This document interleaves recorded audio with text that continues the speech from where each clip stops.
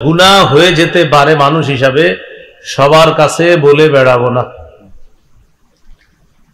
যদি গুনাহ ছাড়তে না পারি তাহলে আল্লাহওয়ালা কোনো বুজুর্গের কাছে আমি বলবো যেন তিনি কোনো সবক দেয় গুনাহ থেকে বাঁচার জন্য। তোমরা প্রকাশ্য পাপ গোপন পাপ ছেড়ে দাও, ওয়াদারু তোমরা ছেড়ে দাও, যাহিরাল ইসমি প্রকাশ্য গুনাহ, ওয়া বাতিনা গোপন গুনাহ ছেড়ে দাও। সূরা আনামের 151 নম্বর আয়াতে আছে, ওয়ালা তাকরাবুল ফাওয়াহিশা মা যাহারা মিনহা ওয়া মা বাতন। প্রকাশ্য অশ্লীলতা গোপন অশ্লীলতার কাছেও যেও না। তাহলে এক আয়াতে বললেন প্রকাশ্য গুনাহ গোপন গুনাহ ছেড়ে দাও, আরেক আয়াতে বললেন প্রকাশ্য অশ্লীলতা গোপন অশ্লীলতার কাছেও যেও না। দুই আয়াত থেকে গুরুত্বপূর্ণ দুটি বিষয় শিখলাম। সূরা আনামের 120 নম্বর আয়াত থেকে আমরা শিখলাম নগদ গুনাহগুলা এই মুহূর্তে ছেড়ে দেওয়া।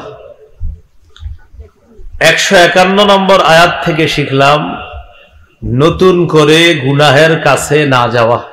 এই দুইটা বিষয়, নগদ গুনাহ ছেড়ে দেওয়া, নতুন করে কোন গুনাহের কাছে না যাওয়া। সূরা নিসার 131 নম্বর আয়াতে আল্লাহ বলেন,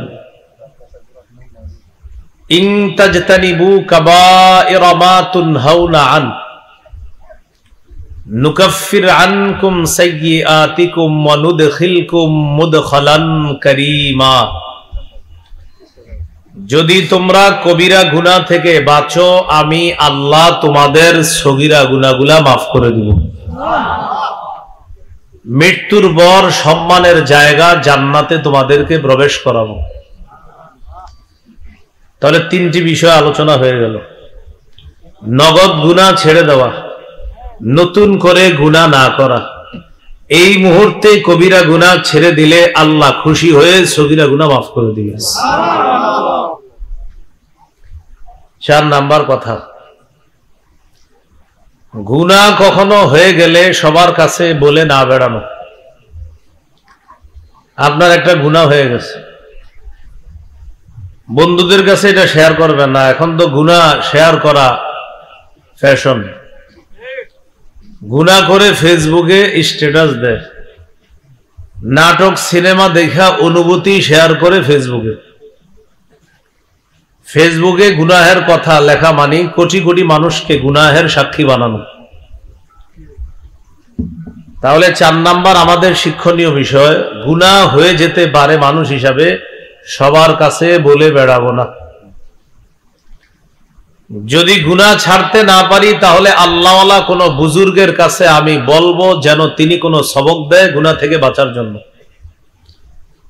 তাহলে চতুর্থ কথাটা আমি আবার বলছি, গুনাহ সবার কাছে বলে বেড়াবো না। একান্ত যদি গুনাহ থেকে বাঁচতে না পারি আল্লাহওয়ালা কোনো বুজুর্গের কাছে ব্যক্তিগতভাবে বিষয়টি জানিয়ে গুনাহ থেকে বাঁচার চেষ্টা করা যেতে পারে, তবে সবার কাছে বলা যাবে না। সহিহ বুখারীর বর্ণনা, রাসূলুল্লাহ সাল্লাল্লাহু আলাইহি ওয়াসাল্লাম বলেন, কুল্লু উম্মতি মুআফান ইল্লাল মুজাহিরিন। আমার সব উম্মতকে ক্ষমা করে দেওয়া হবে, মাফ করে দেওয়া হবে, তাদেরকে মাফ করা হবে না যারা গুনাহ প্রকাশ করে। রাসূলুল্লাহ সাল্লাল্লাহু আলাইহি ওয়াসাল্লাম বলেন, কিছু উম্মত বোকার মতো রাতের বেলা গুনাহ করে, সকালবেলা বন্ধুদের কাছে বলে বেড়ায় আমিলতুল বারিহাতা কাযা ওয়া কাযা, রাতে আমি এই এই পাপ করেছি, এটা সকালে বন্ধুদের কাছে বলে বেড়ায়। ওয়াকাদ সাতারাহু রাব্বুহু, তার রব তার গুনাহের উপর পর্দা ফেলে রেখেছিলেন। ওই ব্যক্তি সকালবেলা তার গুনাহের উপরে আল্লাহর যে পর্দা ছিল এই পর্দা সে নিজেই সরায়া দেয়। আল্লাহ গুনাহটা ঢেকে রাখছে, ও গুনাহ করে ফেলছে, ক্ষমা চেয়ে নিবে। ক্ষমা চাইলে আমি আল্লাহ তাকে মাফ করে দিব। আল্লাহ গুনাহ ঢেকে রেখেছে। আপনি গুনাহটা অন্যের কাছে বলে আপনার গুনাহের উপরে যে পর্দা ছিল আল্লাহর এই পর্দা আপনি সরিয়ে দিলেন। সহিহ মুসলিমের বর্ণনা, কিয়ামতের ময়দানে কোন কোন পাপীকে পর্দার আড়ালে আল্লাহ ডেকে বলবেন, আতারিফু যামবা কাযা ওয়া কাযা, তুমি কি এই গুনাহ স্বীকার করো? বান্দা স্বীকার করবে, আল্লাহ হ্যাঁ আমি এই গুনাহগুলো করেছি। তখন আল্লাহ তাআলা পর্দার আড়ালেই তাকে তার বিভিন্ন ভালো কাজের কারণে খুশি হয়ে আল্লাহ বলবেন, গুনাহটা ঢেকে রাখলাম, কারো সামনে প্রকাশ করলাম না, তোমার ডান হাতে আমলনামা দিয়ে দিলাম, তোমাকে মাফ করে দিলাম।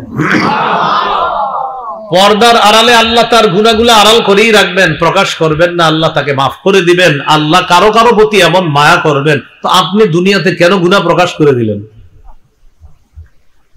তাহলে আজকের 4 নাম্বার আলোচনা, গুনাহ আমাদের হয়ে যেতে পারে শয়তানের ধোঁকায়, সবার কাছে বলে বেড়াবো না। যদি গুনাহ ছাড়তে না পারি, কোন আল্লাহওয়ালা বুজুর্গের কাছে বলবো, যেন গুনাহ থেকে বাঁচতে পারি। 5 নাম্বার কথা বলেন, আজকে থেকে যে কোনো পাপ পাহাড়ের মতো মনে করব। পাপকে পাহাড়ের মতো মনে করা মুমিনের বৈশিষ্ট্য। পাপকে কিছু মনে না করা পাপাচারের বৈশিষ্ট্য। পাপকে পাহাড়ের মতো মনে করা, এটা মুমিনের বৈশিষ্ট্য।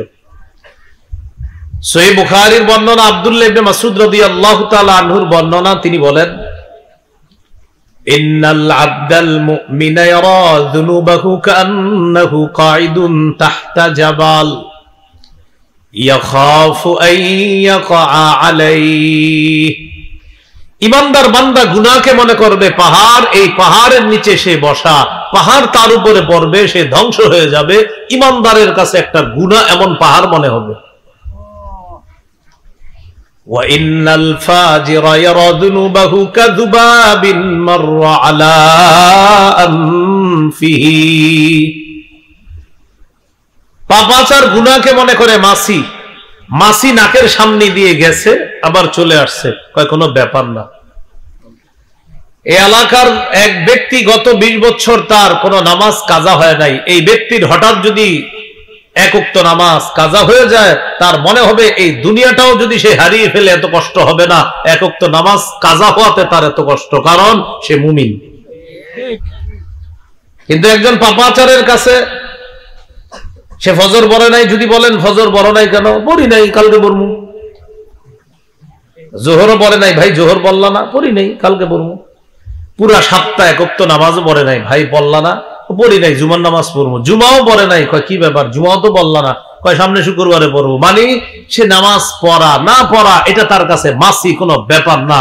আর একজন মুমিনের কাছে 1 ওয়াক্ত নামাজ কাজা হওয়া মনে হয় যে এই পুরো দুনিয়ার চেয়ে বড় কোনো পাহাড় তার উপরে, এই পাহাড় তার মাথার উপরে পড়বে। 1 ওয়াক্ত নামাজ কাজা হওয়া একটা মুমিনের কাছে এমন। তাহলে আজকের 5 নাম্বার আলোচনা শিখলাম আমরা, আজকে থেকে যে কোনো পাপকে পাহাড়ের মতো মনে করা, এটা মুমিনের বৈশিষ্ট্য। আর যে কোনো পাপকে কিছু মনে না করা, এটা পাপাচারের বৈশিষ্ট্য। 6 নম্বর, গুনাহ থেকে বেঁচে থাকা, হারাম জিনিস থেকে যে বেঁচে থাকে, নবী বলেন আমি তাকে পৃথিবীর সমস্ত মানুষের মাঝে আল্লাহর শ্রেষ্ঠ আবেদ বলে ঘোষণা করলাম। 2 জন ব্যক্তি, এক ব্যক্তি 5 ওয়াক্ত নামাজ পড়ে, ওয়াজিব নামাজগুলা পড়ে, সুন্নত নামাজগুলা পড়ে, নফল নামাজও পড়ে, তাহাজ্জুদও পড়ে, বাকি কিছু নাফরমানিও করে। এই ব্যক্তি 5 ওয়াক্ত নামাজ পড়ে, ওয়াজিব নামাজগুলা পড়ে, সুন্নাহগুলা পড়ে, পারলে কিছু নফল পড়ে, না পারলে পড়ে না, তাহাজ্জুদে ওঠার চেষ্টা করে, না পারলে উঠে না, তবে একটা নাফরমানিও করে না। এই ব্যক্তি প্রচুর ইবাদত করে, কিছু নাফরমানিও করে। এই ব্যক্তি ইবাদত একটু কম করে, তবে ফরজ নফল ওয়াজিব এগুলা ছাড়ে না, কিন্তু নফলগুলা একটু কম হয় তার দ্বারা, কিন্তু নাফরমানি করে না।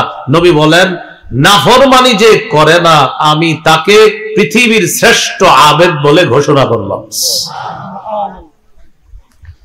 এখান থেকে কি শিখলাম?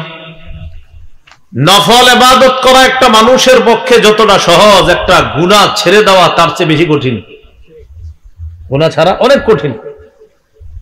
আমি যদি বলি কারা কারা 100 রাকাত নফল নামাজ পড়বেন, সবাই হাত তুলবেন, আশা করি যে হুজুর এটা কোনো ব্যাপার না 100 রাকাত নফল। যদি বলি আগামী 24 ঘন্টা একটা গুনাহ করবেন না, এমন কে আছেন? হাত উঠতে গিয়ে উঠবে না, কারণ আপনার মাথায় আসবে আজকে ওয়াজ থেকে যাওয়ার পরেই তো মোবাইলে এই গুনাহগুলা করার নিয়ত ছিল। আমি যদি হাত তুলি আমার সুদের কারবারের কি হবে, আমি হাত তুললে আমার ঘুষের কারবারের কি হবে, আমার জুয়ার কারবারের কি হবে যদি হাত তুলি। বোঝা গেল নফল ইবাদতের চ্যালেঞ্জ গ্রহণ করা সহজ, গুনাহ ছেড়ে দেওয়ার চ্যালেঞ্জ করা বড় কঠিন। এই জন্য তিরমিজির 2305 নম্বর হাদিসের বর্ণনা, রাসূলুল্লাহ সাল্লাল্লাহু আলাইহি ওয়াসাল্লাম বলেন, মাইয়াখুযু আন্নী হাউলাইল কালিমাত ফায়ামালু বিহিন্না আও ইউআল্লিমু মান ইয়ামালু বিহিন্না। রাসূলুল্লাহ সাল্লাল্লাহু আলাইহি সাল্লাম বলেন, কে আছো আমি এখন কিছু কথা বলবো, এই কথাগুলা গ্রহণ করবা, নিজে আমল করবা, অন্যকে শিখিয়ে দিবা, তারাও যেন আমল করে। فقال أبو هريرة رضي الله تعالى عنه أنا يا رسول الله। আবু হুরায়রা রাদিয়াল্লাহু তাআলা আনহু বললেন, হুজুর আমি আছি, আমি আপনার কথাগুলা শুনবো, গ্রহণ করব, আমল করব, অন্যকে শিখিয়ে দিব, তারাও যেন আমল করে। فأخذ بيدي وعد خمسا। আবু হুরায়রা রাদিয়াল্লাহু তাআলা আনহু বলেন, রাসূলুল্লাহ সাল্লাল্লাহু আলাইহি ওয়াসাল্লাম আমার হাত ধরে গুনে গুনে 5টি জিনিস আমাকে শিখিয়ে দিলেন, গুরুত্বপূর্ণ 5টি জিনিস। 1 নাম্বার, ইত্তাকিল মাহারিমা তাকুন আবাদান নাস। আবু হুরায়রা, হারাম থেকে বাঁচো, মানুষের মাঝে তুমি সবচাইতে শ্রেষ্ঠ আবেদ বলে গণ্য হয়ে যাবা। সুবহানাল্লাহ। কি থেকে বাঁচো? হারাম। হারাম থেকে বাঁচা দ্বারা উদ্দেশ্য হলো, একসাথে বলে ফেলি তাহলে মনে থাকবে, বলেন, মুখ দিয়ে হারাম কথা বলবো না, হারাম খাবো না, হারাম করব না, হারাম কথা বলবো না, হারাম খাবো না, হারাম করব না। এই হলো হারাম থেকে বাঁচা। ইদানিং কালে আপনারা দেখবেন আল্লাহ কিছু বিষয়কে হালাল করছে, আল্লাহর হালালকেও হারাম করার পিছনে কিছু মানুষ লেগে গেছে। কে লাগছে? মানে আল্লাহর হালালকে কি করে দিতে চায়? হারাম। আল্লাহর হারামকে হালাল করে দিতে চায়। মানে আল্লাহ যে জিনিসটা হালাল করছে এটারে হারাম করে ফেলবে, আর আল্লাহ যেটা হারাম করছে এটারে হালাল করার জন্য অলরেডি চেষ্টা শুরু করে দিছে, বিভিন্ন ভাবে কৌশল অবলম্বন করা শুরু করছে। কার সাথে? স্বয়ং আল্লাহর সাথে স্বয়ং চ্যালেঞ্জ খেলার মধ্যে নেমে গেছে। কথা মনে রেখেন, নবীজি আবু হুরায়রার হাত ধরে কয়টা জিনিস শিখাবে? 1 নাম্বার, হারাম থেকে বাঁচা। আমি কিন্তু আবার আসতেছি, আপনাদের জিজ্ঞামু কোথায় আছি। আল্লাহর হালালকে হারাম করা আর আল্লাহর হারামকে হালাল করার ক্ষমতা দুনিয়ার কারো নাই, কিন্তু আমাদের বাংলাদেশের কিছু মানুষ এই সাহস দেখানোর জন্য অলরেডি তারা ফিল্ডে নেমে গেছে।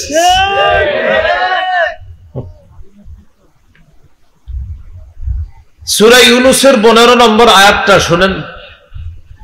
এই আয়াতে আল্লাহ বলেন, وَإِذَا تُتْلَى عَلَيْهِمْ آيَاتُنَا بَيِّنَاتٍ قَالَ الَّذِينَ لَا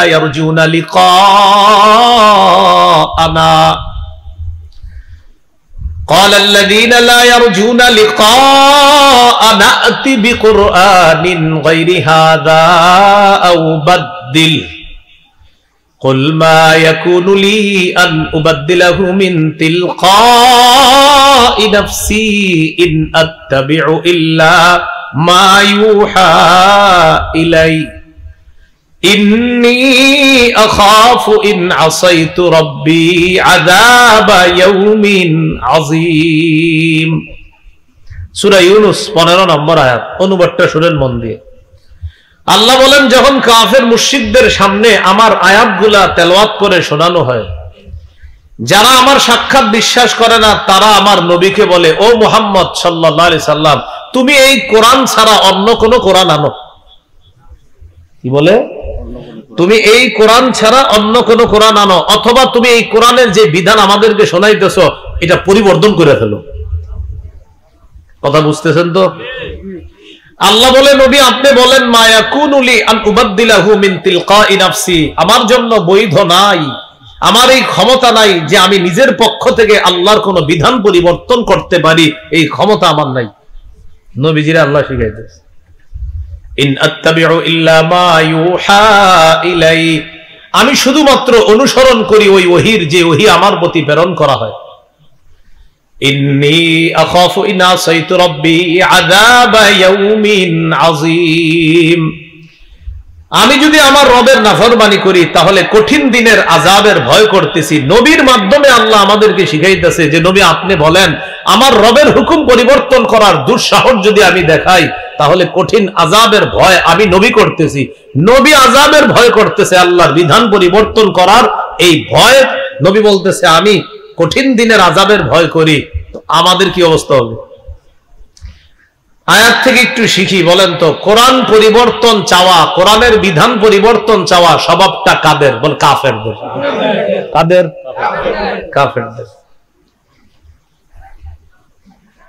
সূরা আনআমের 136 নম্বর আয়াতে আল্লাহ বলেন, ওয়াজআলু লিল্লাহি মিম্মা যারাআ মিনাল হারথি ওয়াল আনআমি নাসীবা فقالوا هذا لله بزعمهم وهذا لشركائنا। আল্লাহ যেই ফসল এবং গবাদি পশু সৃষ্টি করেছেন এইগুলা থেকে কাফেররা এক অংশ নির্ধারণ করে তারা বলে হাযা লিল্লাহি বিজামিহিম, এই অংশ আল্লাহর জন্য, আর এই অংশ আমাদের দেবদেবীদের জন্য। সৃষ্টি করছে কে? আল্লাহর সৃষ্টির দুই ভাগ করে কয়, এটা হলো আল্লাহর আর এটা দেবদেবীদের। এটা আল্লাহর, এটা দেবদেবীদের। এবারে একটু বুঝেন, বাবা মারা গেলে সন্তান যা পাবে, দুই বোন তা পাবে, বিধানটা কার? আল্লাহর। তাহলে ছেলে যা পাবে এটা ঠিক আছে, মেয়েও তা পাবে, এটা ঠিক আছে? ঠিক আছে, কিন্তু বলেন তাহলে ছেলে যা পাবে মেয়েও তা পাবে, এটা কি সঠিক না অন্যায়? যা পাবে এটা হলো আল্লাহর বিধান, মেয়েও সমপরিমাণ পাবে, এটা আল্লাহর বিধানকে চ্যালেঞ্জ করা, নাউজুবিল্লাহ। তাহলে আল্লাহ বিধান দিয়ে দিলেন, ছেলে যা পাবে দুই বোন তা পাবে, মানে দুই বোনের অংশের সমান পাবে এক ভাই। এই বিধান কার? এখন কেউ যদি বলে না, ছেলেও যা পাবে মেয়েও তা পাবে, তাহলে এটা আল্লাহর বিধানকে পরিবর্তন করার পিছনে লাগা। বলেন তো, আল্লাহর বিধান পরিবর্তন করার স্বভাবটা কার? এই দু বুঝে ফেলছেন। সূরা নিসার 11 নম্বর আয়াতে আল্লাহ বলেন, ইউসিকুমুল্লাহু ফি আওলাদিকুম লিয-যাকারি মিসলু হাযযিল উনসায়াইন। আল্লাহ তোমাদেরকে ওয়াজ করে, উপদেশ দেয়, তোমাদের সন্তানদের ব্যাপারে আল্লাহ বিধান দিচ্ছেন, নিয়ম নীতি আল্লাহ তোমাদেরকে বলে দিচ্ছেন, লিয-যাকারি মিসলু হাযযিল উনসায়াইন, দুই নারীর অংশের সমান পাবে এক পুরুষ, তথা দুই বোন যা পাবে এক ভাই তা পাবে। এই বিধান আল্লাহ। আমাদের দেশে ইসলাম সম্পর্কে অজ্ঞ একদল নারী বিষয়ক সংস্কার কমিশন নামে 318 পৃষ্ঠা ব্যাপী একটা প্রতিবেদন মাননীয় প্রধান উপদেষ্টার কাছে জমা দিচ্ছে। সেই প্রতিবেদনের একটা অধ্যায়ের মধ্যে দাবি করা হয়েছে সম্পত্তিতে নারী পুরুষের সমান অধিকার। তাহলে বলেন তো, এই চাওয়াটা, এই দাবিটা, এটা কি ন্যায় নাকি অন্যায়? এই জন্য আমার সাথে বলেন সমান অধিকার নয়, বলেন ন্যায্য অধিকার চাই। নারীদের সমান অধিকার না ন্যায্য অধিকার? ন্যায্য অধিকার। এই জন্য স্লোগানটা হবে কি? ন্যায্য অধিকার, সমান অধিকার। এটা অন্যায়। ওই নারীরা বলতে পারতো যে নারীদের ন্যায্য অধিকার চাই, কারণ আমাদের দেশে অসংখ্য নারীরা ন্যায্য অধিকারই পায় না। কিন্তু আসল কথা কি জানেন? আসলে অধিকারকে পাইলো না পাইলো এটা ওদের উদ্দেশ্য না, ওদের উদ্দেশ্য কোরআনের বিরোধিতা করা। নারী বিষয়ক সংস্কার কমিশনের 318 পৃষ্ঠা ব্যাপী ওটার আরেকটা অধ্যায়ের মধ্যে আছে বহু বিবাহ রোধ বা বহু বিবাহ প্রথা বিলুপ্তকরণ। এটার দ্বারা উদ্দেশ্য হলো আল্লাহ তাআলা সক্ষম কোন পুরুষের জন্য, যে ব্যক্তি একাধিক স্ত্রীর মাঝে সমতা বিধান করতে সক্ষম এবং কারো মাঝে সে জুলুম করবে না, অন্যায় করবে না, ইনসাফ প্রতিষ্ঠিত করবে, এমন সক্ষম পুরুষের জন্য 2, 3, 4 জনকে বিবি বানানোর বৈধতা দিয়েছেন কে? আল্লাহ। এখন এই যে ধারা অধ্যায় যে বহু বিবাহ রোধ বা বহু বিবাহ প্রথা বিলুপ্ত, এটার দ্বারা উদ্দেশ্য সূরা নিসার 3 নম্বর আয়াতকে অস্বীকার করা। সূরা নিসার 3 নম্বর আয়াতে আল্লাহ বলেন, ফানকিহু মা তাবা লাকুম মিনান নিসাই মাসনা ওয়া সুলাসা ওয়া রুবা। নারীদের মধ্যে বিয়ের জন্য তোমাদের যাদেরকে পছন্দ হয় তাদের মধ্যে 2, 3, 4 জনকে তোমরা বিয়ে করতে পারবা। এর পরের আয়াতে আল্লাহ বলেন, ফাইন খিফতুম আল্লা তা'দিলু ফাওয়াহিদা, যদি একাধিক স্ত্রীর মাঝে সমতা বিধান করতে সক্ষম না হও তাহলে একজনই ঠিক আছে। তাহলে আল্লাহ তাআলা বলে দিলেন নিয়মটা, সমতা বিধান করতে সক্ষম হইলে একাধিক, না হইলে একজনই ঠিক আছে। এখন বলেন বিবাহ প্রথাটা এটা হলো বৈধ বিধান, এটার বিপরীতে একজন পুরুষ 14 জন নারীর সাথে অবৈধ সম্পর্ক রাখা এটা হলো হারাম। আমাদের ওই নারীরা যদি ওই কমিশনের মধ্যে এরকম একটা অধ্যায় রচনা করত যে একজন পুরুষ বিবাহ বহির্ভূত একাধিক নারীর সাথে সম্পর্ক রাখতে পারবে না, আর একজন নারী বিবাহ বহির্ভূত একাধিক পুরুষের সাথে সম্পর্ক রাখতে পারবে না, এটা যদি তারা দাবি করত তাহলে বুঝতাম তারা নারীর ন্যায্য অধিকার চায়। কিন্তু আপনি দেখেন, খোঁজ নেন, একজন পুরুষ যদি 14 জন নারীর সাথে সম্পর্ক রাখে কোনো সমস্যা নেই, কিন্তু বেটা বৈধ বিয়ে করলে সমস্যা। শুধু কি সমস্যা, কাবিন নামাও দেখাতে হবে।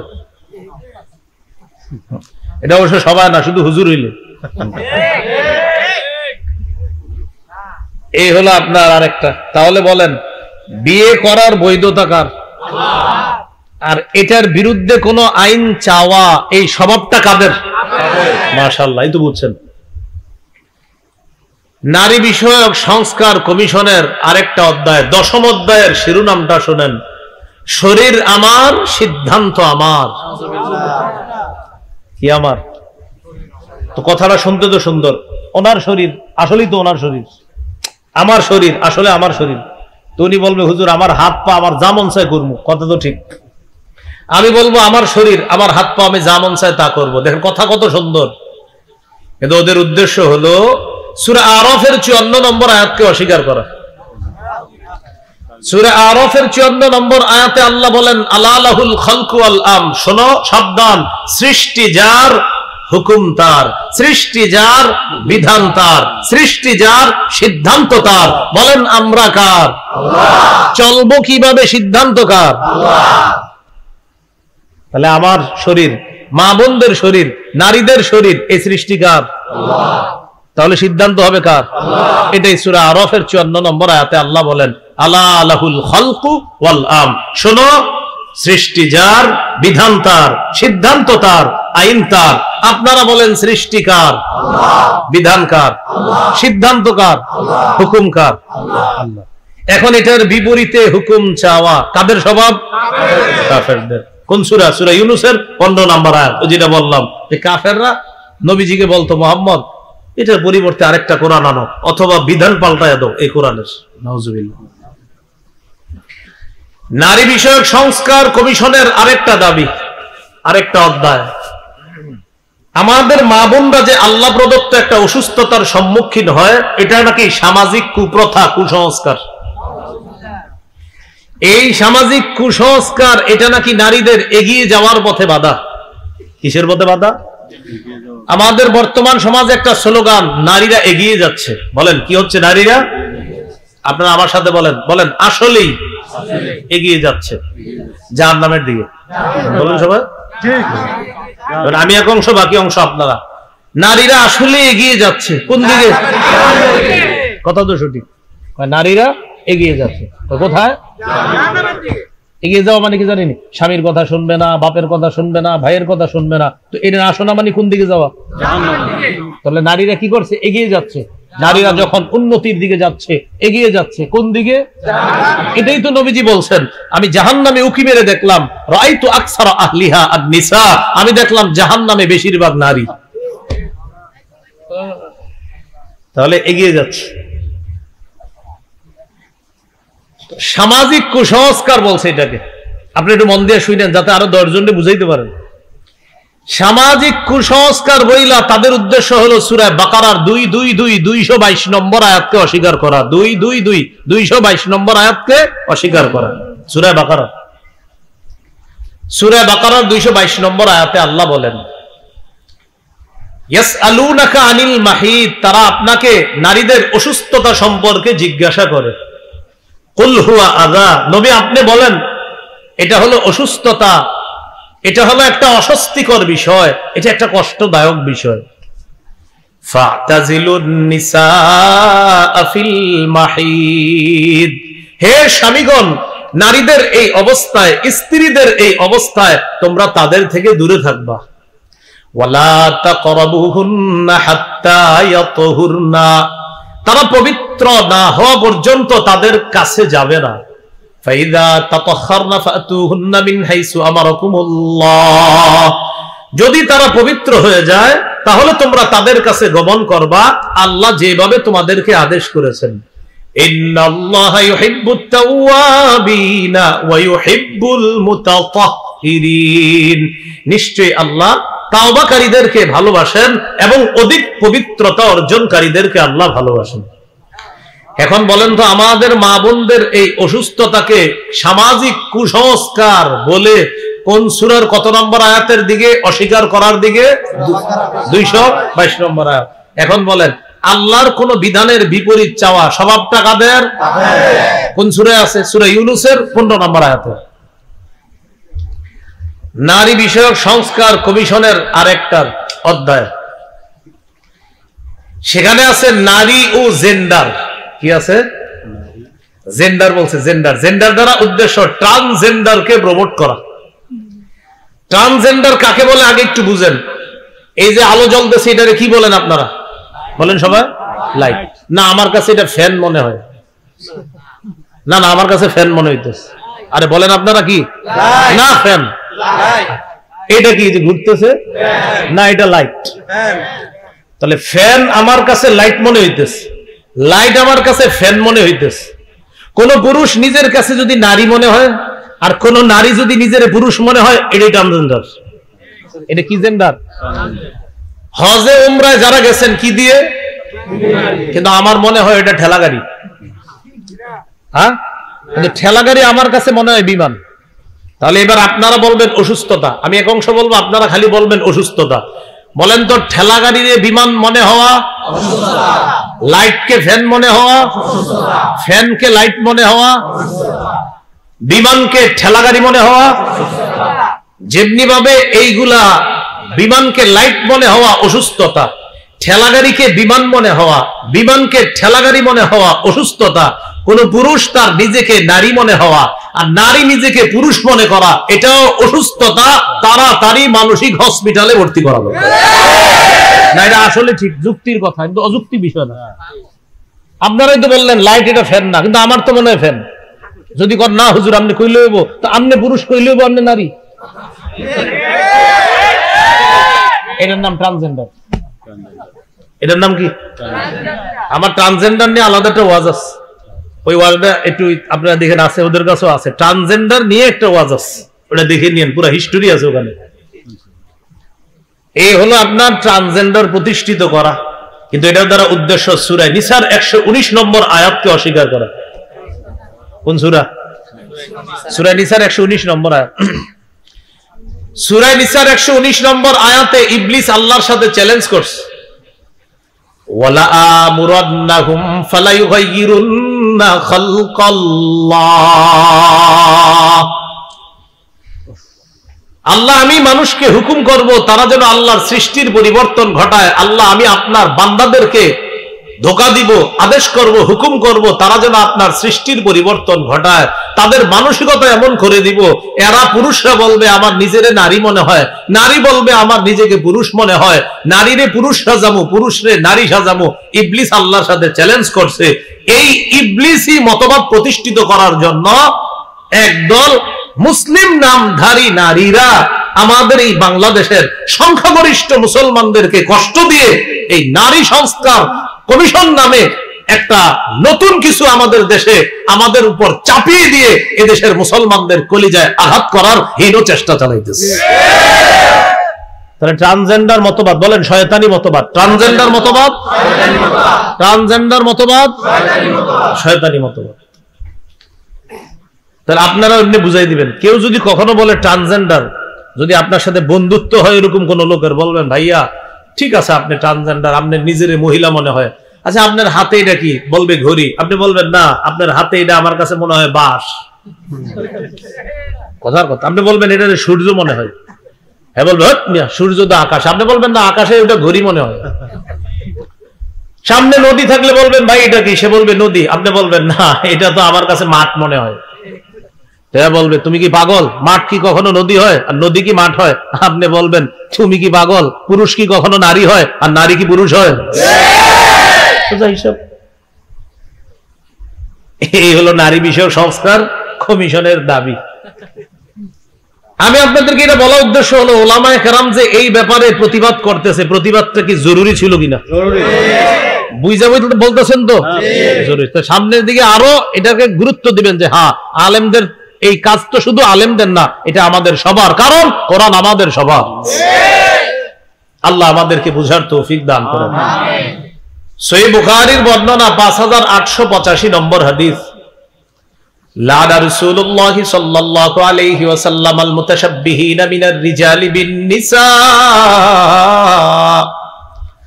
ওয়াল মুতাশাব্বিহাতি মিনান নিসাই বির রিজাল। যেই পুরুষ নারীর রূপ ধারণ করে আর যেই নারী পুরুষের রূপ ধারণ করে উভয়ের উপর আল্লাহর রাসূলের অভিশাপ। তাহলে বলেন তো ট্রান্সজেন্ডার মতবাদ প্রতিষ্ঠিত করা মানে হলো আমার নবীর অভিশপ্ত একটা মতবাদকে প্রতিষ্ঠিত করা, যে মতবাদকে আমার নবী অভিশাপ দিয়েছেন। এমন অভিশপ্ত কোন মতবাদ আমরা মুসলমানরা মানতে পারি না, মেনে নিতে পারি না, এটা আমাদের দেশে প্রতিষ্ঠিত হতে দিতে পারি না, আমরা হতে দিব না ইনশাআল্লাহ। 53 বছরের ইতিহাস একদম উল্টে যাবে, তবু মাথায় রাখা বিষয়টা। এজন্য আমি গত 5-6 মাস আগে বলছিলাম যে আমার কাছে মনে হইতেছে বৃষ্টি থেকে বাঁচার জন্য ঝর্ণার নিচে আইসা দাঁড়ায় আছে। কার থেকে বাঁচার জন্য? কোথায় এসে দাঁড়াইছি? বৃষ্টি থেকে দৌড়ে এসে ঝর্ণার নিচে, যেন পানি না পড়ে। তো ঝর্ণার নিচে আসলে কি পড়বে? এই কথাটা লেখা রেখেন যে এটা কি বুঝাইলো হুজুরে, বৃষ্টি থেকে বাঁচার জন্য ঝর্ণার নিচে। আমার এমনই মনে হইতেছে, বৃষ্টির নিচে ছিলাম, এখন আছি ঝর্ণার নিচে, পরিবর্তন হয় নাই, পানি পড়তেছে এখনো। আল্লাহ বুঝার তৌফিক দান করেন। নারী বিষয়ক সংস্কার কমিশনের আরেকটা অধ্যায়, সেখানে আছে বিবাহ ও বিবাহ বিচ্ছেদ ক্ষেত্রে স্বামী স্ত্রীর সমান অধিকার, নারী পুরুষের সমান অধিকার। বিবাহ ও বিবাহ বিচ্ছেদ মানে তালাক। এটার দ্বারা উদ্দেশ্য হলো পুরুষ যেমন তালাক দেওয়ার অধিকার রাখে, নারীও তালাক দেওয়ার অধিকার রাখবে। আমার সাথে সবাই বলেন তালাক দেওয়ার অধিকার। বলেন শুধু স্বামীর। বলেন তালাক দেওয়ার অধিকার শুধু স্বামীর। বলেন কোন স্বামী যদি তার স্ত্রীকে তালাক গ্রহণ করার অনুমতি দেয় সেটাকে তালাকে তাফবিজ বলে। তথা বলেন তথা স্বামীর পক্ষ থেকে স্ত্রীর কাছে ন্যস্ত করা হয়েছে তালাক গ্রহণ করার ক্ষমতা। তাহলে মূল ক্ষমতা কার? স্বামীর। স্বামী যদি স্ত্রীকে বলে তুমি চাইলে গ্রহণ করতে পারো, তাহলে স্ত্রী ক্ষমতা পাবে, এর আগ পর্যন্ত স্ত্রী ক্ষমতা পাবে না। এই জন্য বিয়ের সময় কাজী সাহেবের ধারাগুলা পইরা এরপরে স্বাক্ষর দিবেন।